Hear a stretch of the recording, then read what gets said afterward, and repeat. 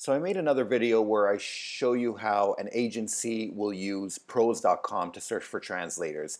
And so today I wanted to make a video where I show you how to use LinkedIn to search for translators. And so I, as an agency, will use LinkedIn often to look for translators in certain language combinations and specializations. And I wanted to show you the process to give you an idea as to how other people might find you on LinkedIn. There'll also be certain takeaways so you'll know what to concentrate on and how to optimize your profile in order to be found for a possible translation. So let's start off. So let's say I'm searching for a Korean to French translator. I will type in Korean French translator.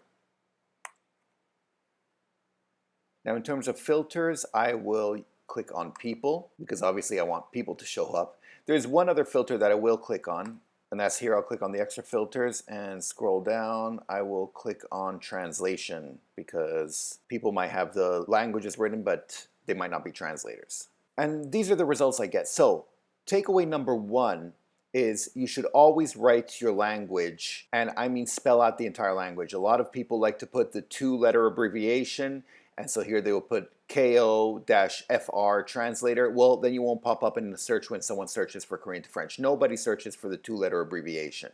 And as you can see here, there's one exception. Someone, well, he or she did the three-letter abbreviation. However, it did pop up because she happens to have Korean and translator in her profile. She probably has French in there somewhere as well, and so this popped up. However, it's definitely not ideal. You want to have the language spelt out. Here's what I see when I search for someone. I see here English, Korean, French to traditional Chinese translator, and obviously they have Korean and French, but it's not exactly what I'm looking for.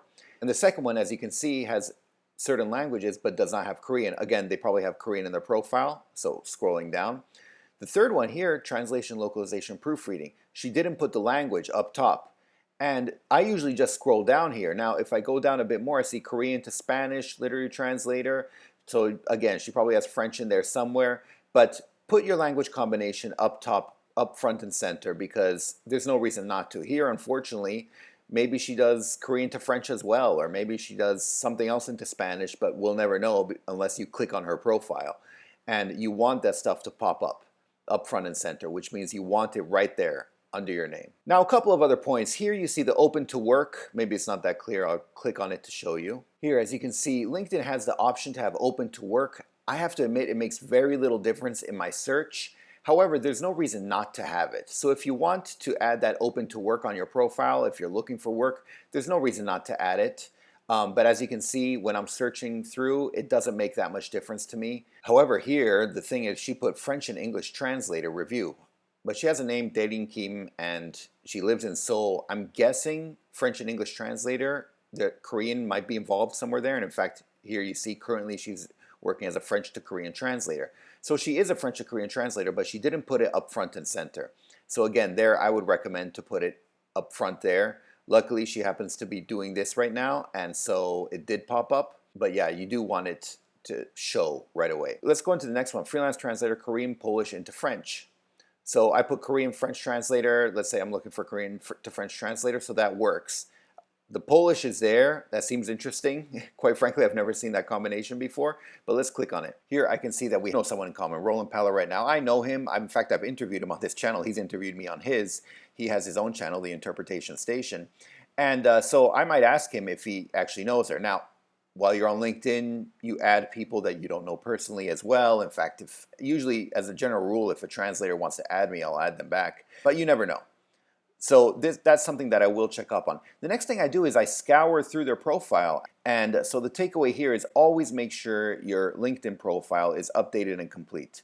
Because if it's not, then I'm going to skip over it. Because I assume that you're not active, or either way you won't respond, or either way you haven't bothered to update your LinkedIn profile. But here I see this one is active, and I see that she has posted. And that's good. I do recommend having posts so people can see some activity. And so here she taught her last class in Korean anthropology. This goes hand in hand with her resume, with what she's been doing. So it's perfect for me.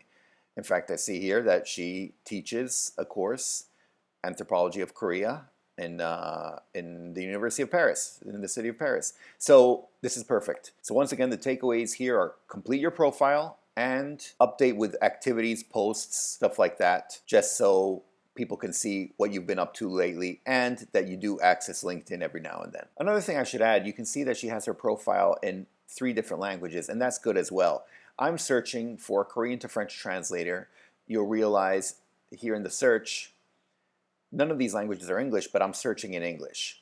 And this is quite common. Even when I'm searching for, say, an Italian translator and I speak Italian, I will still search in English. It just comes naturally when you're searching for translators.